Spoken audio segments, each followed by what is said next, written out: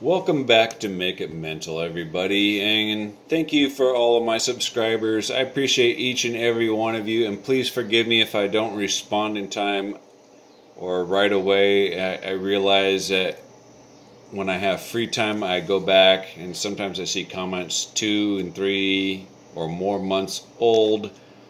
I'm sorry about that. YouTube does not do a good job of letting me know these things. So what I want to share with you guys today is what I would thought would be something fairly simple. This is my headlight that I use primarily at work, and I thought if I simply removed the battery and soldered in a new connector so that way I can install a bigger battery with some modifications, as you can see here, that should work perfectly, but for some reason it does not.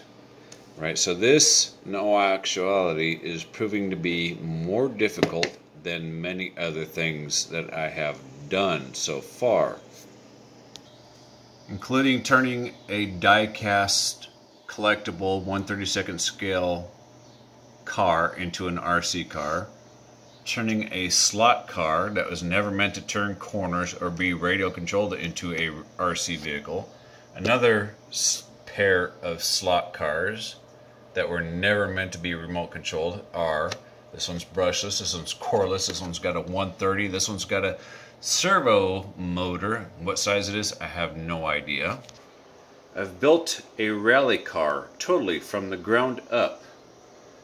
You know, I made the chassis, well not all totally, obviously I didn't make the wheels, but I made the chassis, I made the chassis braces, the motor mounts, and the shock tower mounts, and everything, pretty much from scratch.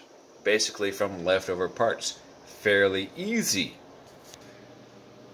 So now I come back to this guy and I think I'm just going to cut the leads off the battery right here, and I'm going to plug this battery in here and turn on the switch, and it's going to light up. And it doesn't work.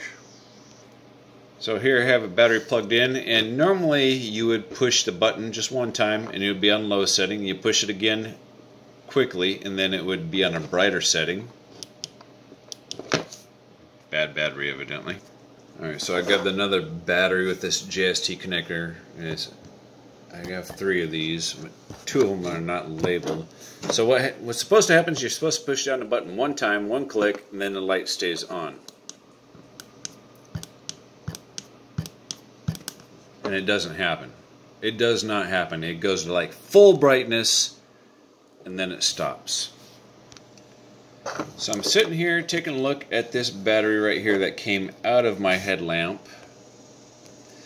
and it looks like it's got some sort of little circuit board in here, and I'm thinking if I want this to be a successful build, let's see if I can brighten that up a little bit. If I want this to be successful, I need to remove that circuit board. So as I take it up here to the light, hopefully, well, there you go. You can see I gotta trim it. So there's something important that's happening inside this circuit board. I don't know what it's doing. Pulsing at a certain rate, battery protection, I have no idea, but I think I'm just gonna take apart this battery very carefully. I'm gonna cut this end off. I'm gonna cut this end off. Then I'm going to solder this end and this end. Where did you go? There you go.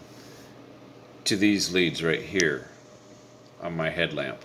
I'm going to solder it in directly to here, so that way I don't have to worry about it, that it pertains specifically to a battery. That way I can use any battery I want to. We'll see how it goes. I'll let you know in part 2 if it works out or if it's a total failure and waste of time.